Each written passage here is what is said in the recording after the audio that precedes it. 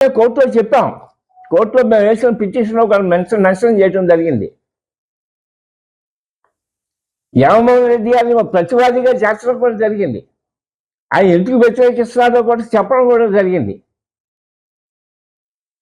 వాళ్ళు వేయాల్సిన కౌంటర్లో, అంటే ప్రభుత్వం వేయాల్సిన కౌంటర్లో కూడా మనకి సానుకూలంగా ప్రవర్తన వేయకుండా మనకు వ్యతిరేకంగానే, కాపులకి వ్యతిరేకంగానే వేస్తూ ఏదో లీగల్ అబ్జెక్షన్స్ ఉన్నాయని చెబుతూ ఆ తీర్పుని,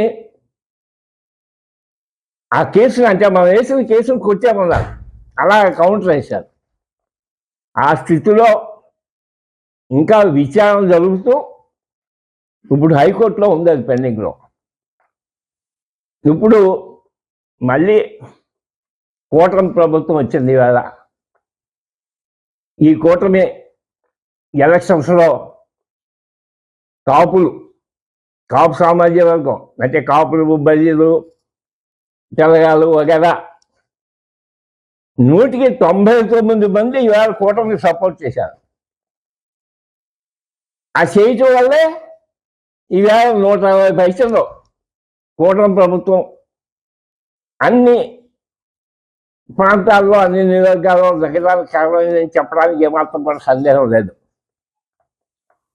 ఇంతమంది ఇంత ఐకమత్యంతో ఓటు వేశారంటే దానికి కారణం పవన్ కళ్యాణ్ గారు. పవన్ కళ్యాణ్ గారిని నమ్మి కాపుల యొక్క సంక్షేమం తప్పనిసరిగా పవన్ కళ్యాణ్ గారి చేతిలో ఉంటుందని నమ్మి ఆయన చెప్పినట్టుగా ఈ రోజున ఈ కులస్తులంతా కూడా, కాపు కులస్తులంతా కూడా ఈ కూటమి విజయానికి కారకులు అయ్యారు అని చెప్పడానికి ఏమాత్రం కూడా సందేహం లేదు. ఇప్పుడు కొత్త ప్రభుత్వం మరొక కౌంటర్ అఫిడవిట్ని వేయాల్సిందిగా కోరుతున్నాం మేము. కొత్త ప్రభుత్వం మేము వేసిన పిటిషన్ మీద మరో రివైజ్డ్ కౌంటర్ అఫిడవిట్ వేసి, ఏదైతే చంద్రబాబు నాయుడు గారు ఆల్రెడీ మాకు ఇచ్చినటువంటి 5% రిజర్వేషన్ని అమలు జరపడానికి ప్రభుత్వానికి ఎటువంటి అభ్యంతరం లేదు, ఈ రూపంగానే మీరు తీర్పు ఇవ్వాల్సిందిగా కోరుతున్నాం అని కోర్టును కోరుతూ ఆ కౌంటర్ అఫిడవిట్ వీరిని దాఖలు చేయాల్సిందిగా వారిని కోరుతూ ఈవేళ ఒక విజ్ఞాపన పత్రాన్ని వారికి సమర్పించడం జరుగుతోంది. ఇది ఆల్రెడీ ఈవేళ చంద్రబాబు నాయుడు గారికి, పవన్ కళ్యాణ్ గారికి మేము పోస్టులు పంపించాం. వీరి యొక్క పాలసీ ప్రకారంగా మాకు వీలైనటువంటి